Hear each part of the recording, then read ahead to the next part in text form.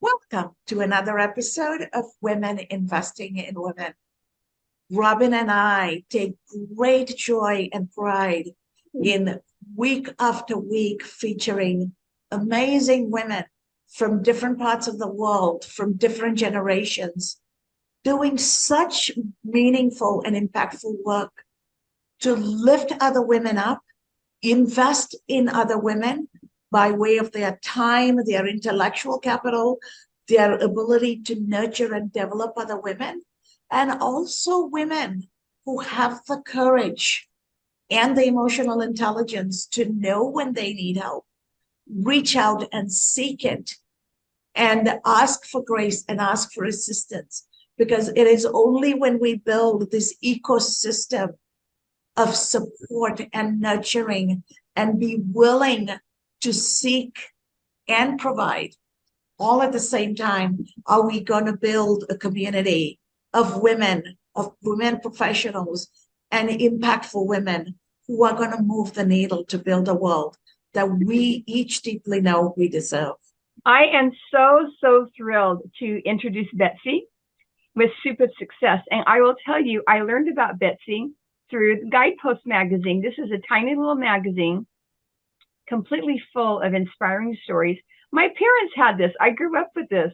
And so I started ordering it as an adult, and I've given it as gifts to my children. And so I was reading in Guidepost and reading about Betsy and Soup of Success, an organization that teaches life skills to women. And so I just reached out, and here she is. So Betsy, tell us about Soup of Success and what it's all about and how you got involved with it. Thank you for having me, ladies. I'm really honored to be here. Soup of Success is this incredible life-changing empowerment program for women. And we help women who feel stuck. You know, they might be, many are victims of violence. Some are just coming out of jail. Some are homeless. Some are, former addicts. There's so many different things. Or they might just be recently divorced or an empty nester. Just some big change has kept them stuck, or the fear of the unknown is a big one that has kept them stuck. And we work with them intensively for 20 weeks, 22 and a half hours a week, and do things like classes on computers and money management and stress and time management, those kinds of things. Basic work skills, communication, conflict resolution, all of those kinds of things, soft and hard skills that they need to succeed. And then we have a therapist on staff that does individual and group counseling. And then we also do career counseling. So we're doing networking and job research and appropriate, internet usage, all of those things, kinds of things in order to help them find not just a job, but something that they will thrive in and really enjoy. It's so important, I think, for people to have a voice and to care about what they're doing and be happy. There's so much negativity in our world, especially right now. There's so much negativity, and we work really hard at being a strength-based, positive, focused organization.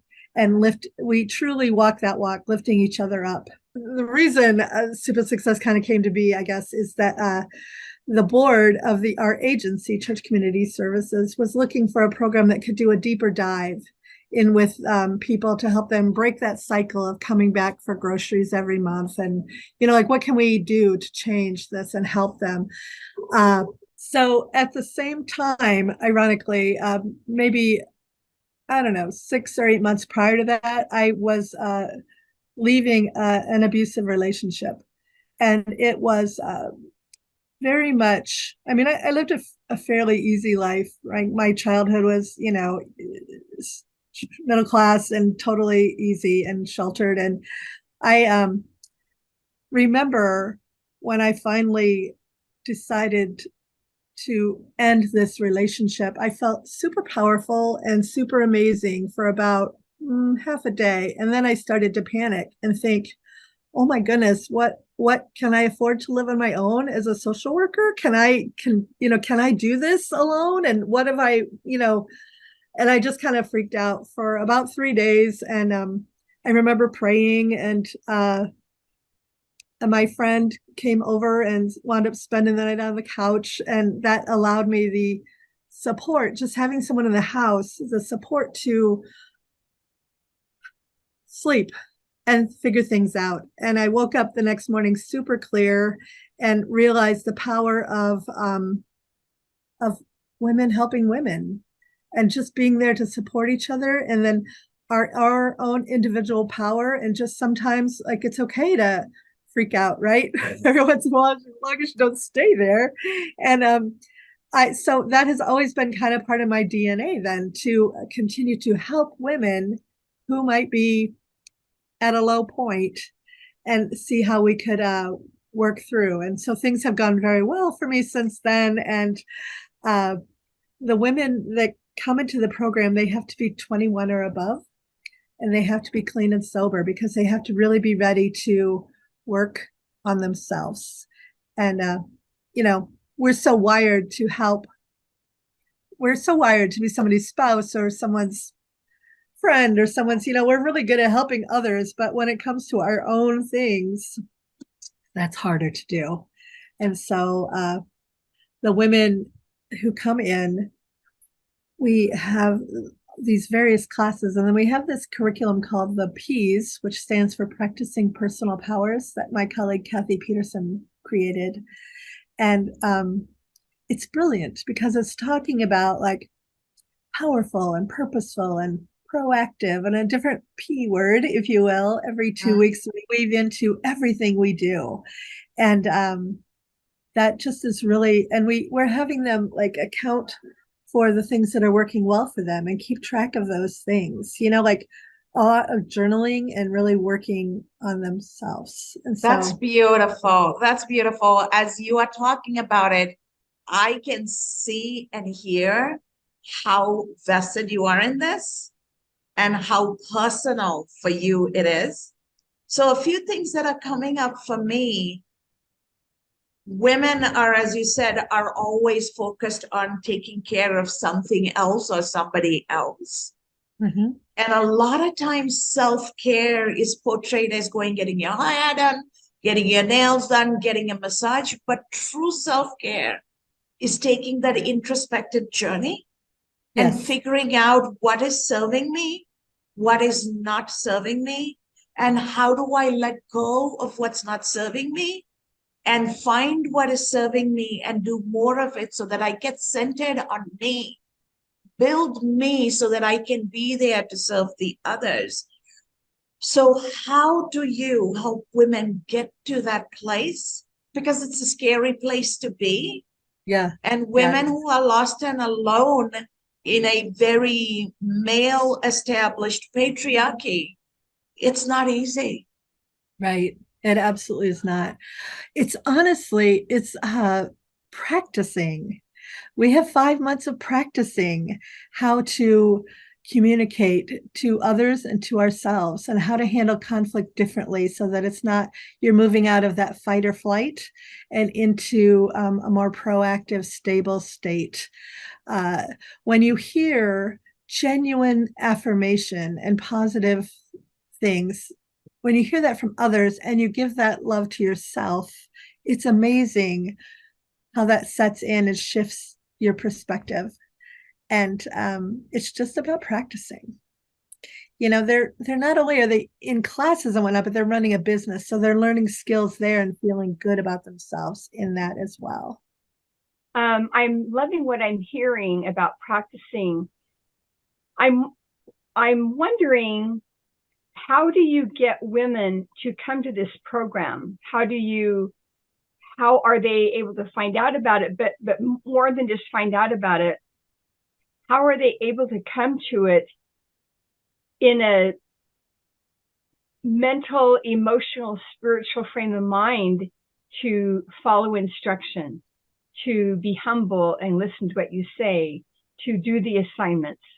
Yeah. How are you able to find women and then find women who are in that state? That is a great question. We have referrals from all over the county, therapists, teachers, people that might be walking into our food pantry, different resources that are sharing. But the number one resource for recruiting new women is friends and family of our graduates. They actually see the physical and mental transformation that their friend or family member has gone through, and they realize, wow, oh, I want that for myself as well, And I mean, it's hard to be in the program, but it's so worth it, like if you're brave enough to do the work, that's when the change actually happens. And we pay them a training wage. So we pay them to be here the whole time they're here, whether they're in a class or on the line or whatever, doesn't matter what they're doing in someone's office crying, it doesn't matter. So that is an opportunity to help them be able to focus inward on themselves as well. They have to come in through an interview process. So just because you want to come in doesn't necessarily mean you do come in. They're usually on a waiting list, and then we have an interview process where there's 2 staff for every woman and we have a pretty deep conversation about what has kept them stuck and what are their fears and what are their strengths and what do they want out of life. And sometimes they have no idea.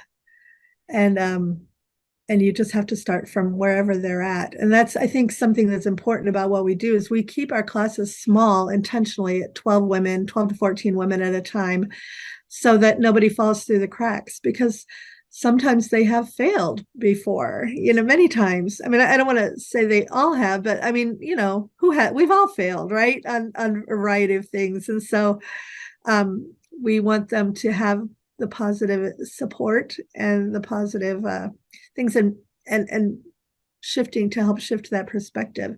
And many times they have not had that at all, especially when you're dealing with generational poverty. They've not had positive support. They've not had anything beyond fight or flight. The conflict comes up and they just quit. And so this is a different way of really relating to people.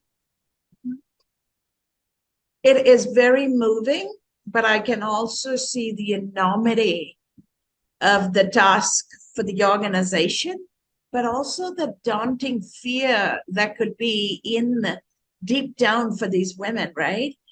Yeah. So what I am wondering is when a woman has been in generational poverty, when a man is in poverty, it shows up and manifests very differently than when a woman is in poverty, right? There is a lot of demeaning circumstances a woman is put through. And it's hard to come out of it because it's not just cerebral. Right. It's spiritually they're broken, emotionally they're broken, and they've even stopped questioning their self-worth and settled on the fact that I'm not worth it. How do you help them transcend that, rise above it? Because until that happens, nothing is going to change, because they're going to fall into the habits because their belief becomes their destiny, right? So right. How do you flip their belief in themselves and go from I don't deserve this to I deserve everything under the stars because I am just as important as every star out there? Right. Well, we make sure they know from the very beginning that they were chosen to be in the program. Like it wasn't just a matter of signing up for some social service thing, right? Like they had to work to get in, and then they were chosen to come in for a reason, We also have an amazing therapist on staff, Sue McDonald, who works with them on their emotional resources and handling a lot of affirmation and self-worth issues. We train on hope honestly. I mean, hope and figuring out your voice again and realizing that it's important to be heard and it's important to say what you need to say, and not just for yourself, but for your family, your children. They need to be a model of that. They need to see that role model, and they need to see the difference in their mom and how things go. And that's truly transformative when that starts to happen. Also, another thing that we have a lot, and I don't want to again make a generalization that everyone that comes in here has this issue, but a number of them do, are involved in unhealthy relationships and abusive relationships. And we really work with them to figure out how they can make it and what they need to make it, and the steps to make that out of those relationships, and surround themselves with positive people, positive support people. So, I mean, and I'm not just talking about necessarily romantic relationships. It could very well be parents. They see their adult daughter doing some good things and making changes, or friends of them, making good changes, and they don't want to be left behind. And so sometimes they'll sabotage. And so you have to figure out like how you can counteract that and how you can set healthy boundaries, which is a big piece of what we're doing, and communicate clearly about what you want and what you need, and believe in yourself that you do deserve that. And we are constantly saying that they deserve it. We are constantly telling them that. So that's after a while you believe that and you continue, which is good because you should believe it. And so that's what we're about. That's beautiful. I'm loving that you're telling them frequently that you deserve this and you can do this. And as you say, you're practicing hope. I know from personal experience that that trying to help someone in the situation that you are describing or similar situations can be very, very frustrating and draining. So it kind of turning the corner on a different kind of question, what do you do or the people in your organization do to keep your own resources filled or close to being filled so that you don't burn out on this incredibly challenging situation? Yeah, that's a great question too, Robin. We have a staff meeting every week, and we open up every meeting, every single meeting with compliments and appreciations, right? Affirmations for each other. And whether it be just little things like, this week I was like, thank you so much for covering while I was out ill. It's so incredible, the things that we do for each other and the way we work as a team. We have several people on our staff, and we all kind of have our own lane, if you will. And so we have a graduate on staff, Rachel, who is our production manager, and she's the one in charge of all of the business components as far as production goes and whatnot, and working with the women in that regard, which is another opportunity for feel good, right? They feel good about the things they've been able to accomplish. I direct the overall program, but I also do things like the public speaking and the sales and social media and those types of things, communication and community outreach. Sue is the therapist. Kathy is the lead facilitator and program manager. She's brilliant. And together we staff each woman every single week and sometimes daily, depending on what's going on and how we can wrap around and all be on the same page. And we try really hard not to leave anybody out there alone, including our staff, not just the women in the program, but our staff as well, because you're absolutely right. It's scary and hard. And sometimes they'll take 2 steps forward, 1 step back. And you just kind of have to keep towing the line. I mean, that sounds so cliche, but you just kind of have to keep going forward and taking different strategies. One of the things we do is teach in the business. We have a work skills evaluation 2 or 3 times during the whole time they're here. And that's an opportunity to talk about things like, how are you doing with communication? How are you doing with teamwork? How are you doing with, efficiency and quality control and all of those types of things? So work skills, but also soft skills. And we all come together to fill those out, our staff, and from all various perspectives, and then sit down and talk with the women. It's almost like a cheerleading session, like, okay, it's going to be Team Susie today, and we're going to go around and we're going to talk about all the things that you're doing really, really well. And then if there are things that need to be improved, we talk about that as well, because that's what it's about. We're trying to help people improve their situations and change the way they're doing things, because if they don't, it'll always be the same, and it's all about the change. So Absolutely, absolutely. Cannot agree with you more. As you go through this process as a group of women, how can those of us from the outside community be a part of this, be supportive, be your champions? How can we engage, not just as women, but also men? I'm a believer that every successful initiative for women needs to have the support of good men, right? Because absolutely. these women are raising sons, these women are going to have relationships with men in their lives in different roles, right? So how Absolutely. do we, as women outside and men outside, be collaborative partners, supportive community members for you, and what does that look like? Well, there's so many different ways. One, they can be customers. If they are just an individual that wants to buy a stocking stuffer and a bag of soup, or if they are a business that wants to send employee appreciation gifts or customer appreciation retention, those types of things. By purchasing our products, our soup, cookie dip mixes, mittens, trees, they are all those proceeds go back to pay our training wages for the women. That's how we pay the training wages, is by selling the products. And so soupofsuccess.com is our website, and you can order things there. So that's always very helpful. Another shameless plug I'm going to throw out. It's like, we need wool sweaters desperately. And those come from us from all over the country. People will ship us a wool sweater here or there.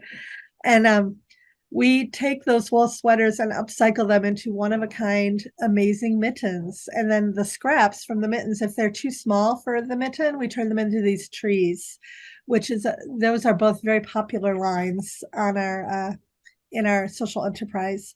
And so the wool sweaters are getting harder and harder to find. And it doesn't matter if there's a hole or a stain, we can cut around that. And so those would be a tremendous donation that people could make. Of course, if you are willing to work with women, the women that come through our program and become Serve Safe certified, as well as like what other skills they've picked up on lots of kinds of things about problem solving and communication and all of that, actually hiring them and giving them a shot, in your company. That's a big deal. Or remembering if their next steps are higher education. We've had a number of women go through and get their college degrees. One got their master's. It was wonderful. But like even that, having a person who's at the school, at the college, that can kind of guide them and be a little bit of a mentor and help, like, hey, here's a little tour, and this is where the bookstore is, and this is how this all works, and of course then there's donors as well. Sometimes people can donate to sponsor a woman to come through the program as well, which is lovely. So there's a number of ways people can get involved, and it's just yeah, it's all so important. Even following us on social media, on Instagram and Facebook, that's huge too, because just sharing the mission with what we're doing and with people is huge. That's beautiful. I actually have two maybe opposite sides of the coin question. What is the thing that motivates and drives you the most in this work? And what do you find what has been the most challenging of being involved in this work for you, your own individual self? Personally, hands down the light bulb moments when women realize that they can do this and they are not alone and they start to believe in themselves. That's amazing. I mean, we've seen women who couldn't even make eye contact or who were terrified of going out in public, come through. And one woman used to wear a ball cap way down over her eyes and could barely even do the drop off line at school. She could not deal with people.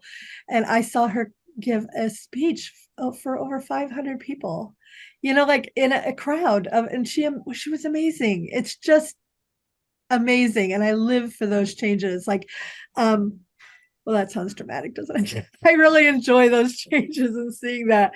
Every college graduation or high school HSC graduation I've been to with the women, how you always go and find your graduate and give them love, right? And just say how proud you are of them. I've always seek them and give them a big hug and tell them how proud I am. And every last one has said, I could not have done this without Super Success because I did not believe that I could. So, I mean, that's just incredibly motivating to me. As far as frustrating, and the hardest thing is when people sabotage themselves. And, we start out with a certain amount, but we graduate about 75%. They get in there and they realize, well, this is hard, or I didn't realize I had to do my life story, or I didn't, and then they pick a fight somewhere and quit. They pick a fight with another woman or something, and, some kind of, that's always sad to me because we are working really, really, really hard for them to overcome that. And sometimes it just doesn't happen. Now, we do bring in women more than once, so they have a second shot. They can come in again and try again, interview. And we've had a number of women be very successful on that second time, which is lovely. So, yeah.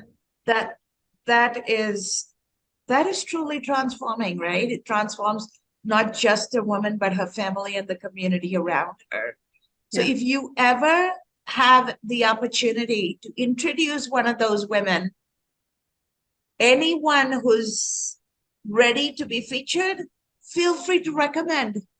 We will feature that woman. We will amplify her. We will celebrate her, because that could be part of her coming out story, right? She's accomplished something. Let's all celebrate her.